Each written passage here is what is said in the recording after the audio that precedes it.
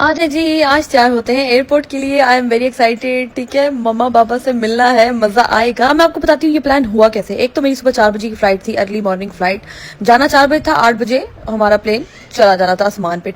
ये प्लान कुछ ऐसे हुआ, मेरी बर्थडे थी अक्टूबर में, 14 अक्टूबर को मेरी बर्थडे होती है। तो जब अमान ने बोला कि कहीं चलते हैं ना, मैं आपको कहीं ट्रिप पे लेके चलता हूँ, या तो हम टर्की चलते हैं या हम ग्रीस चलते हैं।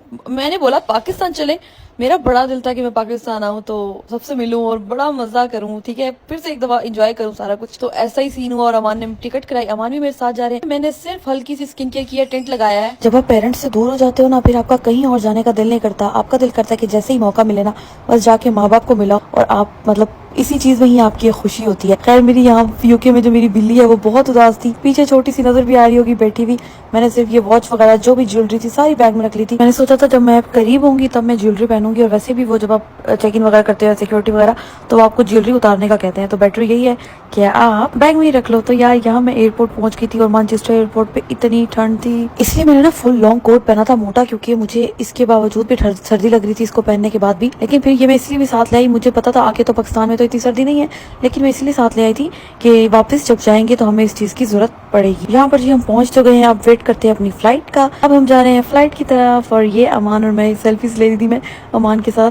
चलें जी, अब चलते हैं अपने प्लेन की तरफ और अपने सफर का आगाज करते हैं। प्लेन का खाना मुझे कभी भी अच्छा नहीं लगता, बस गुजारा ही होता है, और स्मेल से भी आती है मुझे उसमें से, आई डोंट नो व्हाई। ये चले जी, मैं पहुंच गई हूँ यहाँ पर कतर दोहा एयरपोर्ट।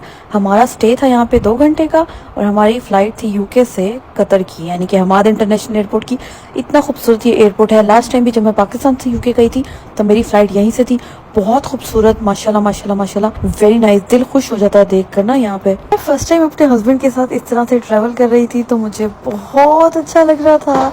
क्योंकि जब मैं पाकिस्तान से यूके गई थी तो मैं अकेले गई थी, लेकिन जब मैं आई हूँ तो मेरे हस्बैंड मेरे साथ है, और ये हमारी इकट्ठे फर्स्ट फ्लाइट है। तो मैं काफी एक्साइटेड भी थी और अपनी फैमिली से मिलने के लिए बहुत एक्साइटेड थी। वो तो आप लोगों ने मेरी वीडियोस देखी हैं कि किस तरह से हम मिले हैं और किस तरह से सारे कितने खुश थे, सब कितने एक्साइटेड थे। अब टाइम होता है हमारी सेकंड फ्लाइट का। यार मैं आपको बताती हूँ, जैसे ही मैं पाकिस्तान में लैंडिंग हो रही थी और मैं रो रही थी, मेरी आंखों से आंसू गिर रहे थे, उतनी एक्साइटेड भी थी, खुश भी थी। और मैं कहती यार फाइनली फाइनली फाइनली मैं वापस आ गई और मैं सबसे मिलने लगी, और मुझे मतलब यकीन नहीं आ रहा था। ओ वाह, और वो वीडियोस आप लोगों ने मेरी देखी हुई है।